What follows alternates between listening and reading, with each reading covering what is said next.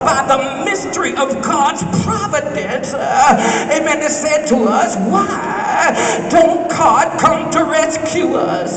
Is there anybody ever been in a place where you've been in and you wonder, amen, why don't God step in at the time right now that I need him? How can he leave me in a situation like that? Why don't he rescue me? He hears me crying. He knows that I'm in trouble. Why is it that God, you know everything?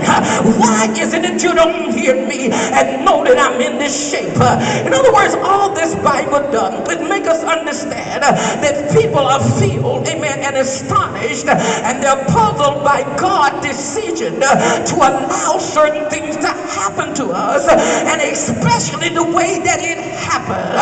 Have y'all ever felt like you've been put in a place that you had never been in your life?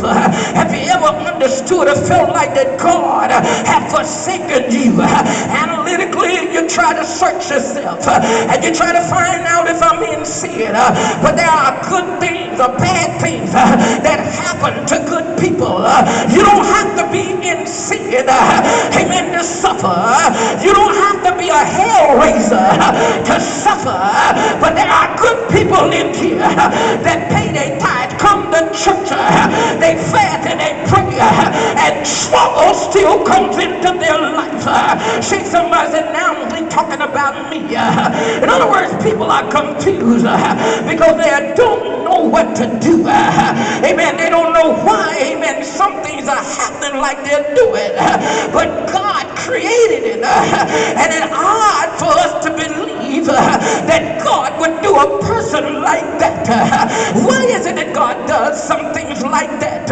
In other words, if I had to look at the book of Habakkuk, when he asked God about the conditions of the people, amen, he said, now I don't understand. Amen, you allow these people to get away with murder, and you are just God. And the Lord come back and answer the prayers of Habakkuk. But sometimes God says some things that is really more confusing after he answers you than before you got an answer from God.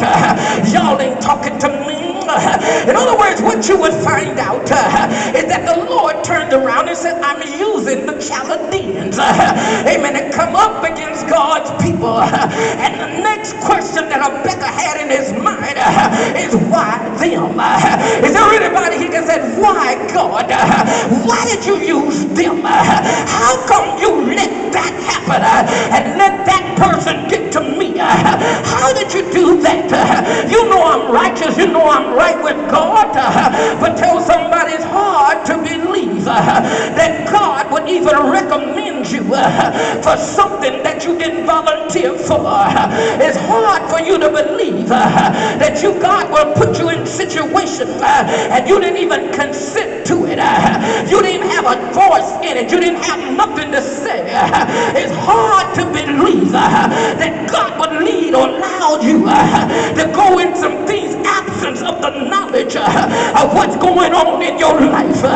In other words, what you're trying to tell God, at least, amen, let me know what you're doing. I can handle it if you just give me some ideas of what is going on in my life.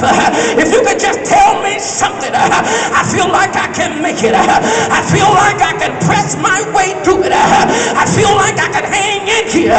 If you just talk to me, Lord, I believe I can get ready for it. Can somebody in here shout glory? But what God does, he does not tell you. And when he does not tell you, it makes you be a little bit more confused about situations. Because if I know what was going down, I could prepare for it. If I know that tomorrow I was going to run into some trouble, I get myself ready the day before. If I know that they were getting ready to take my job, then I would have saved some money a long time ago.